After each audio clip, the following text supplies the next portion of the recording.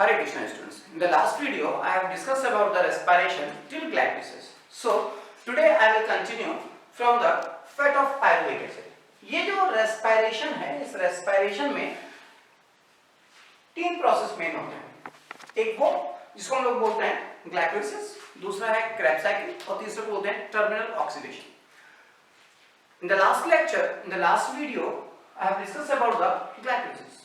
और इस ग्लाइकोलिसिस के अंदर जब पायरुविक एसिड बनता है तो ये पायरुविक एसिड का एग्जैक्टली होता क्या है इसके बारे में बात करते हैं. अगर ये पायरुविक एसिड जो साइटोप्लाज्म के अंदर बनता है, ये साइटोप्लाज्म के अंदर अगर पायरुविक एसिड को ऑक्सीजन की अवेलेबिलिटी ना हो तो क्या होगा. ये पायरुविक एसिड जब oxygen is not available, oxygen is not available, जब ये ऑक्सीजन अवेलेबल नहीं होगा तो इन केस ऑफ प्लांट ये pyruvic acid, that is CH3, C double bond O, COH. This is called the pyruvic acid. And this pyruvic acid are changed into aldehyde by removing CO2. And later on, when these acetaldehyde are utilized, the hydrogen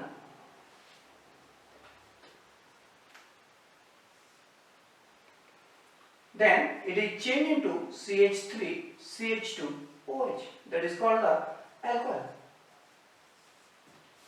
So in case of plant, these pyruvic acid are undergoing the fermentation in presence of microorganism and change into the alcohol. But in case of plant, in case of animal, not plant, in case of animal, it is undergo in the lactic acid fermentation.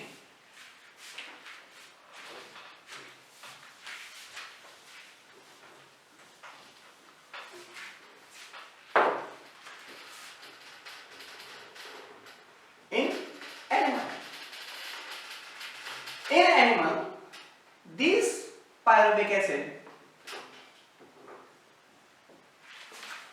are changed into lactic acid, that is CH3, CH, OH, COH. This is called the lactic acid. And this is pyruvic acid. So in case of the animal, this pyruvic acid are changed to the lactic acid. Here they utilize the hydrogen from the NADH2. And these NADH2 are changed into NAD and NAD are changed into the NADH2. So this is the fat of pyruvic acid in absence of oxygen. In case of animal, जब lactic acid बनता है तो यहाँ पे कोई carbon dioxide release नहीं होती. While in case of the other fermentation, when these pyruvic acid are involved in the fermentation, the CO2 is dissolved. So यहाँ पे एक important questions बनता है कि वो कौन सा fermentation है जहाँ पे CO2 का evolution नहीं होता. So this is a in case of animals which is called the lactic acid fermentation. इसको आप दूसरे तरीके से भी कह सकते हैं कि when in presence of microorganism, these pyruvic acid are undergoing the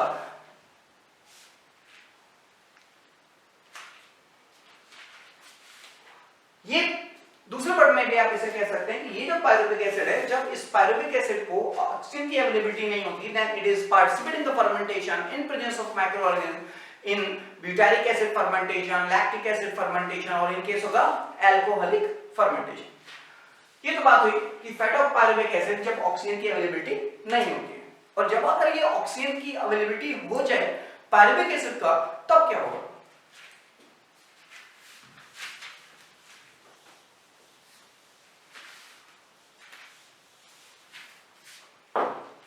When the oxygen is available,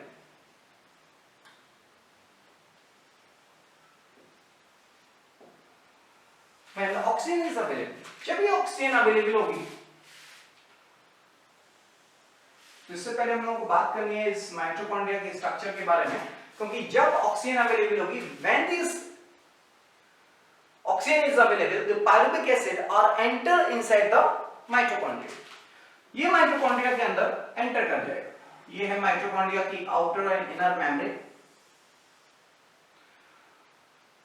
और ये है inner membrane which is a finger like invaginations जो होते हैं उनको लोग बोलते हैं यहाँ पे cristae. So These are the Christie. And inside the matrix is present. This is the matrix where mostly enzymes are present here, and the Krebs cycle takes place in mitochondrial matrix. And this is a outer membrane.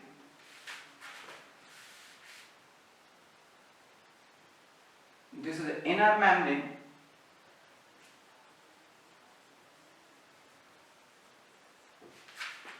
This is a perimitochondrial space.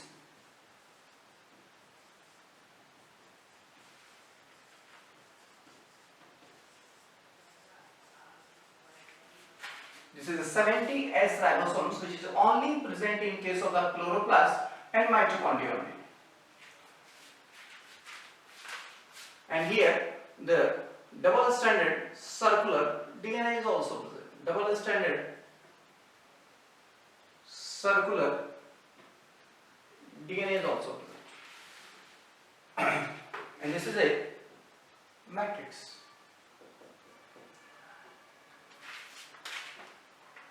इस matrix में Krebs cycles होते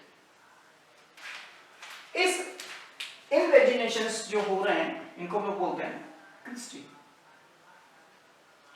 And on this Christie the racket-like structure is present, which is known as the oxysome and the F1 F0 particles or elementary particles. This is called the F1 F0 particle or elementary particle or Moran particles. तो यहाँ पे ये जो F1 F0 particles है, इस F1 F0 particles की importance होती है कि these are participate in the oxidative phosphorylation. ये oxidative phosphorylation में participate करता है, indirectly you can say it is help in the ATP synthesis. इस माइटोकॉन्ड्रिया के स्ट्रक्चर्स के बारे में एक बार फिर हम लोग रिवाइज करते हैं कि जो आउटर और इनर मेम्ब्रेन्स होती हैं, आउटर इनर मेम्ब्रेन्स की परमेबिलिटी बिल्कुल डिफरेंट होती है because both these are different in permeability. This is a more permeable in nature, this is a less permeable in nature. And this perimitochondrial space which are present in between the inner and outer membrane.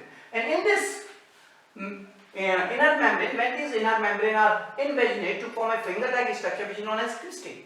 And इसके अंदर जो present होता है matrix, इसको हम लोग बोलते हैं माइटोकॉन्ड्रियल मैट्रिक्स, जहाँ पे 70S ribosomes, double stranded circular DNA और यहाँ पे lots of enzymes are present. So they are the Krebs cycle takes place. In case of Christie, इस Christie के ऊपर F1 F0 particles और elementary particles और Moran particles present होते हैं. इनको अगर हम लोग old concept के according देखें तो which is also called as oxysome. So this is the structure of mitochondria. अब हम लोग बात करते हैं कि अगर ये ऑक्सीजन की अवेलेबिलिटी होगी तो क्या होगा. जब ये ऑक्सीजन की अवेलेबिलिटी होती है तो ये pyruvic acid which are enter inside the mitochondria, this pyruvic acid enter inside the mitochondria and there it change into acetyl coenzyme. यहाँ पे acetyl coenzyme में convert होता है with the help of following 5 factors. In that you can say कि ये pyruvic acid which are changed into acetyl coenzyme, 2 carbon containing molecules by the evolution of the CO2 and by releasing hydrogen, which are changed into, which are reduced into NAD into NADH. So this is a called link reaction. इसको हम लोग link reaction बोलते हैं. इसको हम लोग gateway reaction भी बोलते हैं और इसको हम लोग इंटरमीडिएट रिएक्शन भी बोलते हैं. So this link reaction where the pyruvic acid are changed into the acetyl coenzyme, the following 5 factors are responsible. First, that is TPP, thiamine pyrophosphate, that is Mg+2, which act as a cofactor, and the sulfur containing coenzyme A, and the NAD+, and last is a lipoic acid. So these 5 cofactors are responsible for the conversion of pyruvic acid into the acetyl coenzyme A. So this is a fat of pyruvic acid in presence of oxygen. तो अभी तक जो हम लोगों ने बात की वो ये बात हुई कि हम लोगों ने बात पायरुविक एसिड की की थी, और इस पायरुविक एसिड को अगर ऑक्सीजन की अवेलेबिलिटी होगी then it will enter in the mitochondria. अगर ऑक्सीजन की अवेलेबिलिटी नहीं होगी तो पायरुविक एसिड की औकात नहीं है इस माइटोकॉन्ड्रिया में अंदर एंटर कर पाए। तो जब ऑक्सीजन मिलेगी then it will enter inside the mitochondria in perimitochondrial space and where it converted into acetyl coenzyme which is a 2 carbon containing molecules. In presence of these 5 cofactors, such linked reaction of the gateway reaction will take place. इतनी सी बात है link reaction और gateway reaction के reference में। अब क्या होगा कि these acetyl coenzyme A which enter inside the mitochondria matrix and which participate in Krebs cycle। ये जो Krebs साइकिल्स होती है, Krebs साइकिल मैट्रिक्स के अंदर होती है, और इस मैट्रिक्स के अंदर जो Krebs साइकिल होगी क्योंकि यहाँ मैक्सिमम एंजाइम्स प्रेजेंट होते हैं, और ये Krebs साइकिल को एक साइंटिस्ट का नाम है Hans Krebs and he discovered the Krebs cycle in pigeon muscles and he got Nobel prize and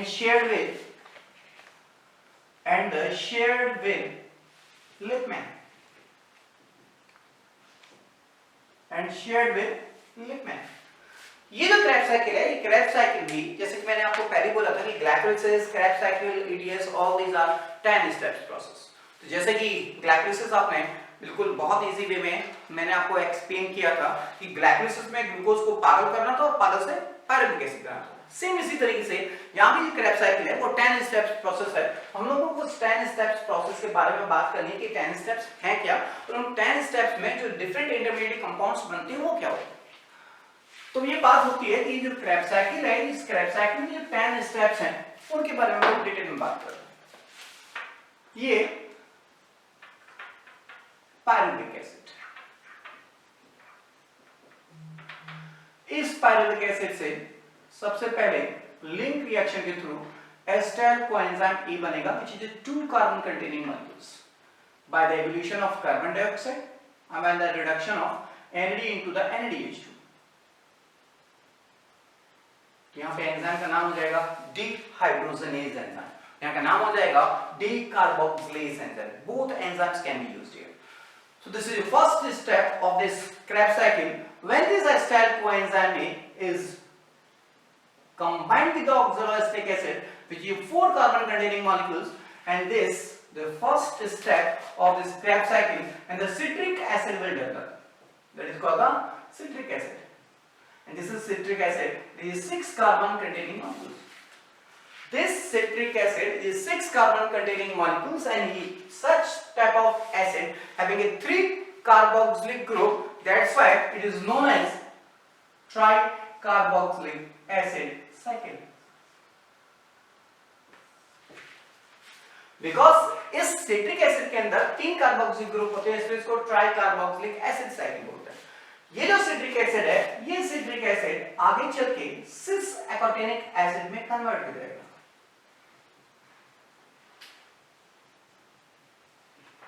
And it is also the 6 carbon containing molecule. So यहाँ जो एंजाइम होगा उस एंजाइम का नाम है एकोचिनेज।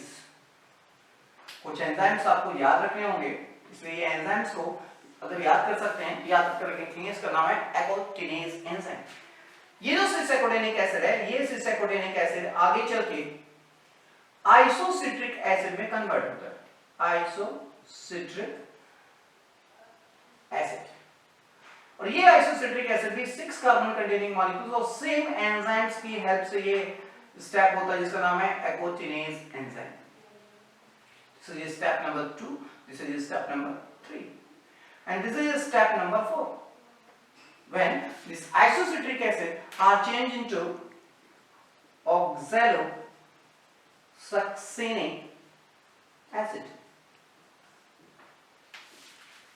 This is fourth step, which is a very important step when these isocitric acids are changed into the oxalosuccinic acid, and here this isocitric acid is available in the hydrogen for the reduction of NAD into NADH2,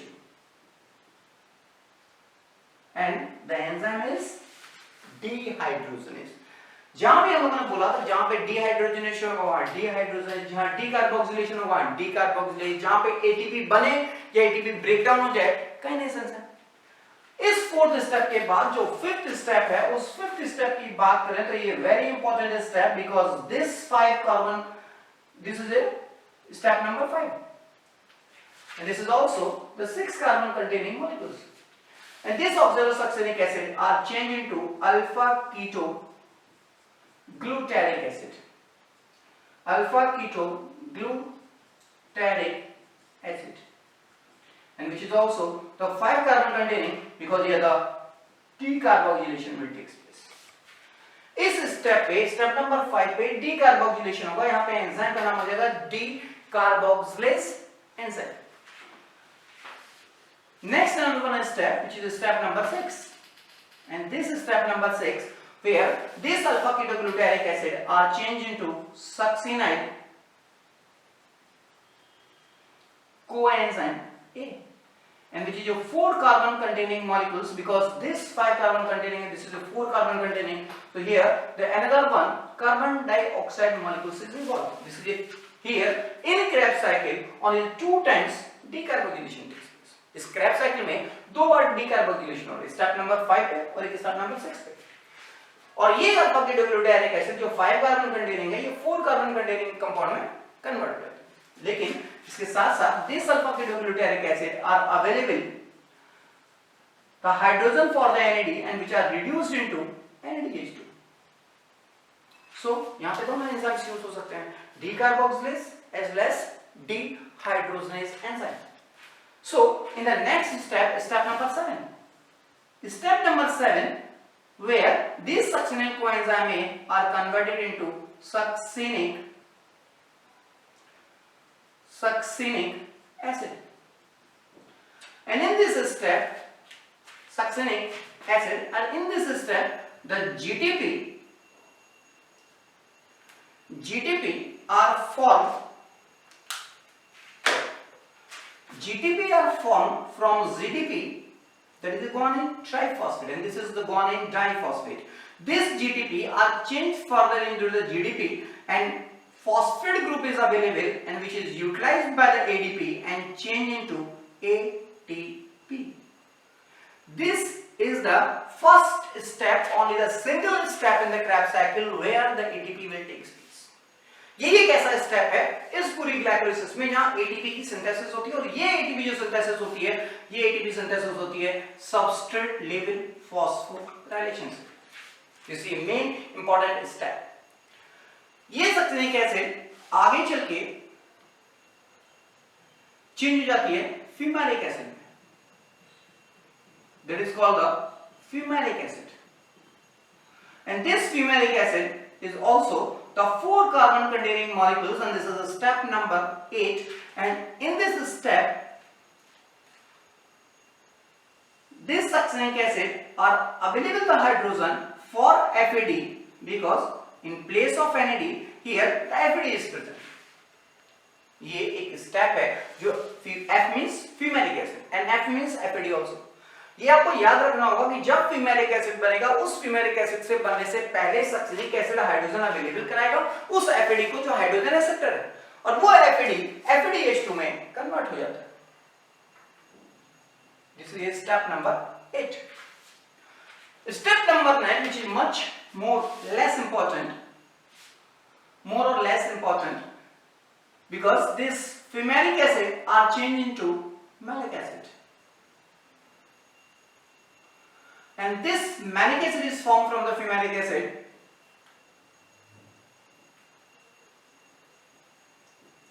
in presence of the enzyme which is known as fumarase. In the last step of this Krebs cycle, because initially जैसे मैंने बोला कि Krebs cycle 10 steps process है, तो ये last step है इस malic acid का। इस malic acid से oxaloacetic acid बनता है, and this malic acid are available the hydrogen for the reduction of the NAD into the NADH2.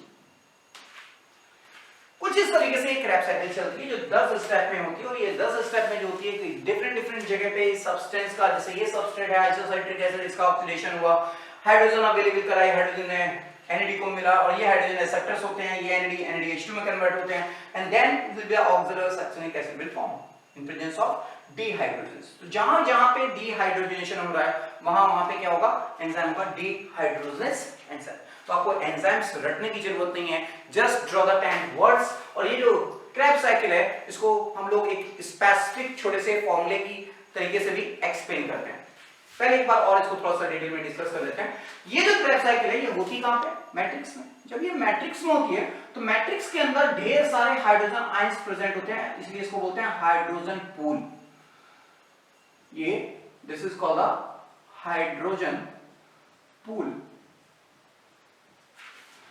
हमने पहले भी एक बार ग्लाइकोलाइसिस में एक्सप्लेन किया था कि जब NAD से NADH2 बनता है तो 3 ATP बनते हैं और इस 3 ATP का डिस्कस हम लोग करेंगे ऑक्सीडेटिव फास्फोरिलेशन में या टर्मिनल ऑक्सीडेशन के अंदर कि 3 ATP NAD से क्यों बनते हैं और FAD से 2 ATP क्यों बनते हैं।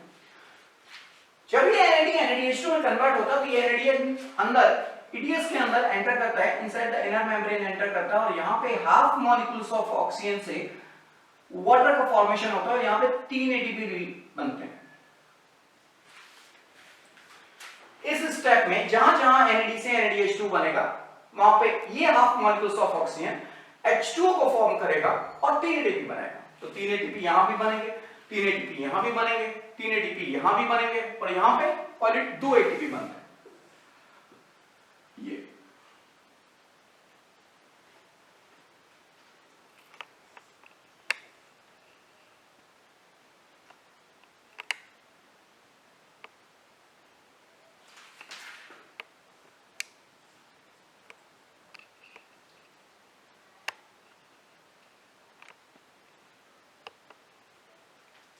तो कुछ इस तरीके से क्रैब साइकिल्स होती है। अभी मेरी बात पूरी कंप्लीट हुई नहीं, अभी मैंने केवल बस इतना डिस्कस किया कि जो क्रैब साइकिल है ये 10 स्टेप में कैसे चलते हैं। अब हम लोगों को बात करनी है क्योंकि आप लोगों के दिमाग में होगा सर ने इतने सारे डिफरेंट नाम बता दिए, citric acid, cisaconitic acid, isocitric, malic acid, fumaric acid, अगर ये नाम कहीं बदल जाएंगे, इनके स्टेप बदल जाएंगे तो अल्टीमेटली होगा क्या, कैसे याद रखेंगे इनको। तो हम आपको फिर एक फर्दर एक फॉर्मूला आपको देते हैं, वो फॉर्मूला आप भी बना सकते हैं, आप भी अपने तरीके से लर्न कर सकते हैं, लेकिन मुझे जो इजी लगा वो मैंने आपको एक फॉर्मूला देता हूं।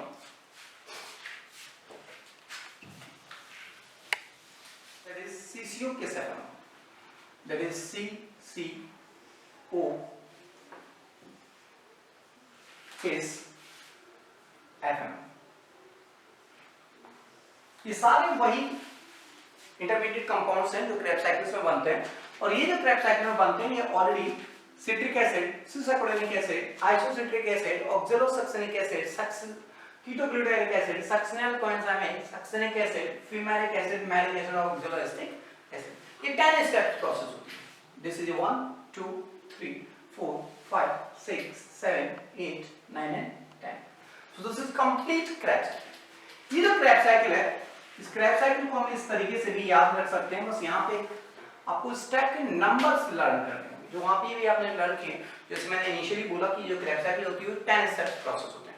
तो ये जो 10 स्टेप्स प्रोसेस है इसमें सबसे पहले अगर याद रखेंगे तो सबसे पहले याद रखना होगा कि 4th स्टेप पे, 6th स्टेप पे, 8th स्टेप पे और 10th स्टेप पे यहाँ पे ऑक्सीडेशन जो होगा, जब हाइड्रोजन रिलीज होगी वो हाइड्रोजन यहाँ पे हाइड्रोजन कैरियर्स होते हैं, हाइड्रोजन एक्सेप्टर्स होते हैं NAD, वो उस हाइड्रोजन को लेकर के NADH2 में कन्वर्ट हो जाएगा। ये NADH2 में कन्वर्ट हो जाएगी। यहाँ पे FAD होता है, ये आपको याद रखना है, जस्ट बिफोर द F जो भी हाइड्रोजन होगी वो केवल FAD को मिलेगी, NAD अवेलेबिलिटी नहीं होती और यहाँ पे ये FAD में FADH2 में कन्वर्ट हो जाएगा और ये फाइनली NADH2 में कन्वर्ट हो जाएगा। सबसे पहले तो आपको ये 4 स्टेप याद रखने हैं, 4 6 8 10 स्टेप्स। दूसरे स्टेप में आपको ये लर्न करना है, इस स्टेप नंबर 5 पे डीकार्बोक्सिलेशन हुआ था और स्टेप नंबर 6 पे डीकार्बोक्सिलेशन होता है। यहाँ total number of decarboxylation 2 types होते हैं।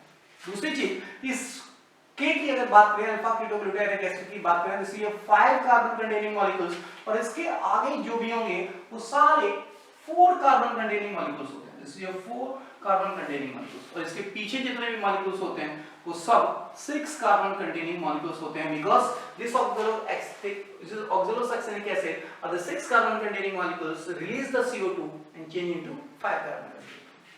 तो ये स्टेप है बेसिकली जिसको हम लोग कह सकते हैं कि इस छोटे से फॉर्मूले के थ्रू CCO के FMO के थ्रू हम लोग पूरी क्रैब साइकिल को लर्न कर सकते हैं। बात मेरी भी पूरी कंप्लीट नहीं हुई है। यहाँ पे जहां भी NADH NADH2 बना तो हम लोगों ने एक और बात की थी कि ये NADH2 अल्टीमेटली ETS में एंटर करता है और वहां पे ऑक्सीडेटिव फॉस्फोरिलेशन में पार्टिसिपेट करेगा, लेकिन उससे पहले क्या करता है, हाफ मॉलिक्यूल्स ऑफ ऑक्सीजन को 1 water molecules of metabolic water में कन्वर्ट कर देगा। ये जो स्टेप है तो यहाँ भी होगा, यहाँ भी होगा, यहाँ भी होगा। ये जो क्रैब साइकिल है, ये क्रैब साइकिल एक एम्फीबॉलिक पाथवे होती है। एम्फीबॉलिक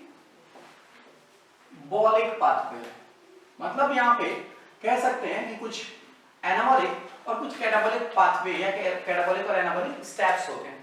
ये जो क्रैब साइकिल है, इस क्रैब साइकिल को हम लोग कह सकते हैं कि part of metabolic pool where 1 to 2% water can be utilised. इस एंटीबॉलिक अगर पाथ की बात करें तो इस क्रैब साइकिल में क्लोरोफिल की सिंथेसिस हो सकती है फ्रॉम सक्सिनल कोएंजाइम ए। तो कहना चाहिए in that you can say that Krebs cycle are help to synthesize the chlorophyll from succinyl coenzyme A when it is combined with the glycine and to form protochlorophyll. That is called the protochlorophyll.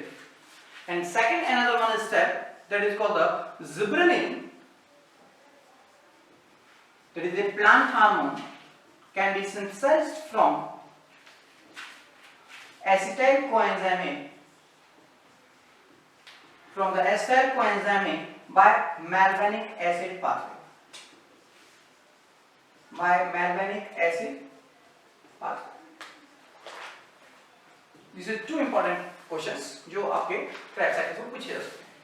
Another one step also, ये जो alpha ketoglutaric acid होता है, ये alpha ketoglutaric acid से different kind of amino acids बन सकते हैं bye transamination reaction. ये तो बात हुई कुछ क्रैब साइकिल के कुछ इंपॉर्टेंट पॉइंट्स से रिलेटेड, लेकिन जो सबसे इंपॉर्टेंट पार्ट है इस क्रैब साइकिल का वो है यील्ड।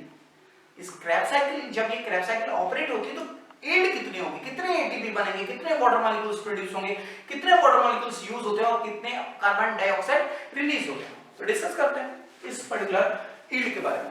सबसे पहले हम लोग बात करते हैं from single turn off Krebs cycle, from a single turn off Krebs cycle.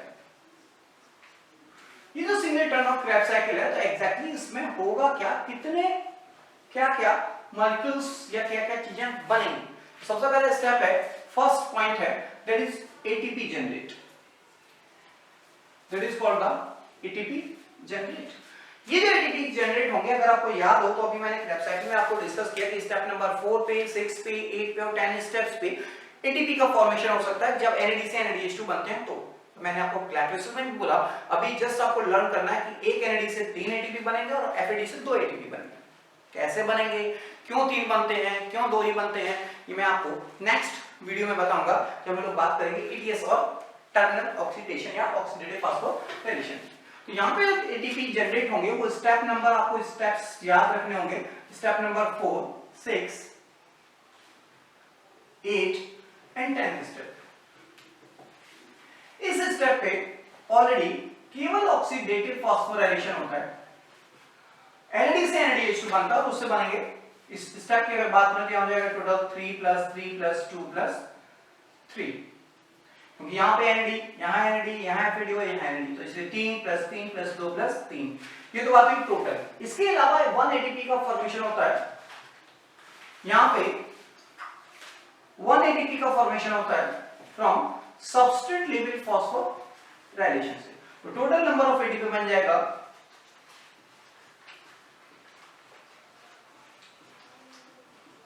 12 ATP।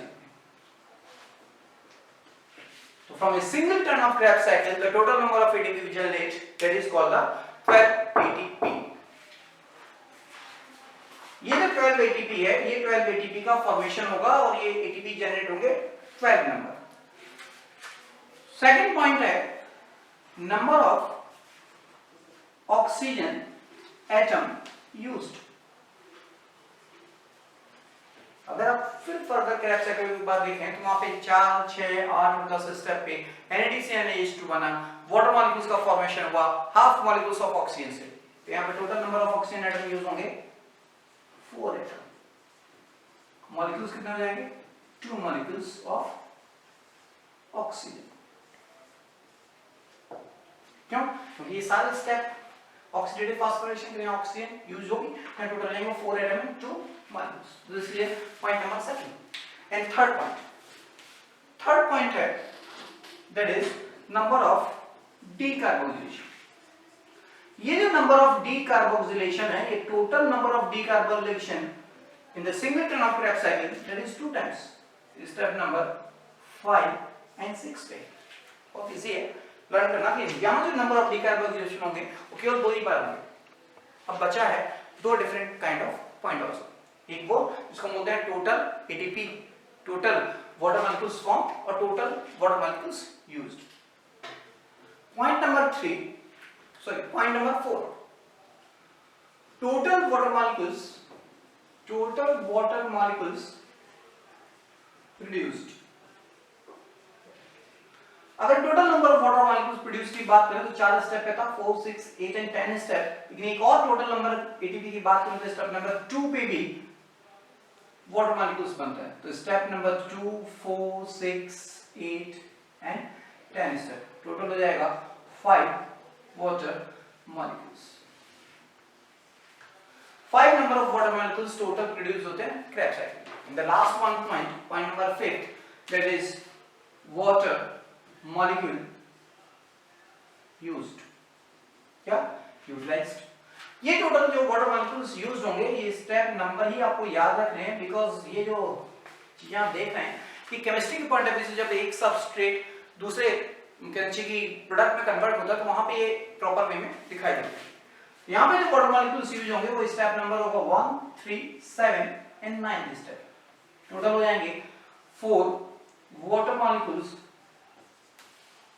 Utilised,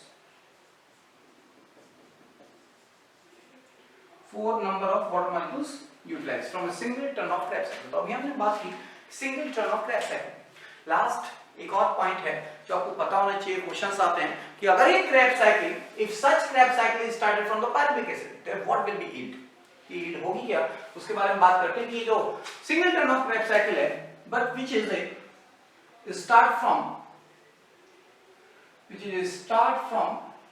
pyruvic acid। अगर ये क्रैब साइकिल पायरुविक एसिड से स्टार्ट हो जाए तो इट चेंज हो जाए। क्रैब साइकिल का मतलब पायरुविक एसिड से स्टार्ट नहीं होती। Krebs cycle which is always start from oxaloacetic acid which combined with the acetyl coenzyme, this is a Krebs cycle and pyruvic acid are changed into the acetyl coenzyme which is a link reaction, both are very different। तो हमें बात करनी है कि जब ये pyruvic acid से Krebs cycle start होगी तो क्या क्या बनेगा। तो पहला पॉइंट यहाँ पे डिस्कस करते हैं total number of water molecules produce, क्योंकि ये जो वाटर मॉलिक्यूल्स बन रहे हैं वो क्रैब साइकिल में बन रहे हैं। तो पायरुविक एसिड जब एसिटाइल कोएंजाइम में कन्वर्ट होता है तो वहां पे 1 वाटर मॉलिक्यूल्स प्रोड्यूस होते हैं। तो टोटल वाटर मॉलिक्यूल्स हो जाएंगे 6 water molecules produce from a single turn off Krebs cycle which is start from pyruvic acid. Second point की अगर बात करें तो ये जो सेकंड पॉइंट है वाटर मॉलिक्यूल्स यूटिलाइज, ये वाटर मॉलिक्यूल्स यूटिलाइज सेम रहेगा, 4 वाटर मॉलिक्यूल्स यूटिलाइज ही होंगे टोटल। अब हम लोग बात करनी है स्पेशली उन पॉइंट्स की जो हम लोगों ने पहले डिस्कस किया, जिसकी बात करनी है टोटल एटीपी जनरेट की और बात करनी है ऑक्सीजन मॉलिक्यूल्स और number of decarboxylation. Point number 3 total ATP generate.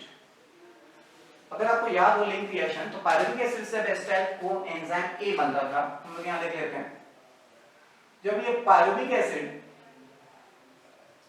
Acetyl coenzyme A में कन्वर्ट होता है तो यहाँ 2 चीजें होती हैं, पहला डीकार्बोक्सिलेशन होता है और दूसरा NADC NADH2 बनता है। तो हमारा काम हो गया कि क्रैब साइकिल में टोटल नंबर ऑफ एटीपी कितना बना था 12 और यहाँ कितना होगा 3, तो टोटल कितना हो जाएगा 15 ATP। Total 15 number of ATP generate होंगे इस पायरुविक एसिड से क्रैब साइकिल स्टार्ट होगी और पायरुविक एसिड बनने कितने 2, तो टोटल कितना हो जाएगा 30 ATP molecules. Net gain glycolysis में कितना था 8, टोटल कितना हो गया 38 जो आपने रिएक्शन में लिखा था। दूसरी चीज ऑक्सीजन एटम यूटिलाइज या यूज्ड, तो ऑक्सीजन एटम यूटिलाइज जो होंगे वो कितना होंगे 4 तो ये वही है और एक ये 5, तो टोटल रहेगा 5 एटम और 2.5 मॉलिक्यूल्स। अगर आपको रेस्पिरेशन की रिएक्शन याद हो तो कितना था 6 ऑक्सीजन मॉलिक्यूल्स। 6 कैसे आएगा, पायरुविक एसिड कितने होते हैं टोटल 2, ये कितने हो जाएंगे 5 मॉलिक्यूल्स और एक ऑक्सीजन मॉलिक्यूल्स यूटिलाइज हो सकता है ग्लाइकोलिसिस में अगर वो ग्लाइकोलिसिस जो टेक्स प्लेस या चीज takes place in presence of oxygen, तो टोटल हो जाएगा 6 ऑक्सीजन मॉलिक्यूल्स। लास्ट पॉइंट है number of decarboxylation, number of decarboxylation, तो नंबर ऑफ डीकार्बोक्सिलेशन कितना हो जाएगा 3 टाइम्स, 2 टाइम्स करेक्ट साइकिल में और 1 यहां, तो total number of decarboxylation 3 times. Pyruvic acid है कितना 2, नंबर ऑफ डीकार्बोक्सिलेशन कितना हो जाएगा 6, तो जो अभी आपने रिएक्शन रेस्पिरेशन की होती है उसको हम लोग डिस्कस करेंगे। हम लोग बात करेंगे इस ग्लाइकोलिसिस में इस पर्टिकुलर 6 वाटर मॉलिक्यूल्स आएंगे कैसे, इसके बारे में हम लोगों ने बता दिया, इसको एक्सप्लेन कर दिया, इसको एक्सप्लेन कर दिया। ये जो 6 वाटर मॉलिक्यूल्स हैं उसके लिए आपको थोड़ा सा ये समझना होगा कि ग्लाइकोलिसिस के अंदर जो वाटर मॉलिक्यूल्स प्रोड्यूस हो रहे हैं वो टोटल 4 और जो क्रेब्स साइकिल में टोटल हो रहे हैं वो 12, लेकिन जो ग्लाइकोलिसिस के अंदर जो वाटर मॉलिक्यूल्स यूज हो रहे हैं वो केवल 2 वाटर मॉलिक्यूल्स यूज हो रहे हैं। But in case of the Krebs cycle ये जो 4 वाटर मॉलिक्यूल्स हैं ये तो सिंगल टर्न पे हैं बेसिकली, फ्रॉम सिंगल टर्न, ये टोटल कितना हो जाएगा 8 वाटर मॉलिक्यूल्स, क्योंकि दो पायरुविक एसिड है 2 बार चलेगी इसलिए हो जाएंगे टोटल 8 वाटर मॉलिक्यूल्स। तो यहां पे जो नेट वाटर मॉलिक्यूल्स की अगर बात करें तो टोटल 16 वाटर मॉलिक्यूल्स प्रोड्यूस्ड हो रहे हैं और 10 वाटर मॉलिक्यूल्स यूटिलाइज्ड हो रहे हैं,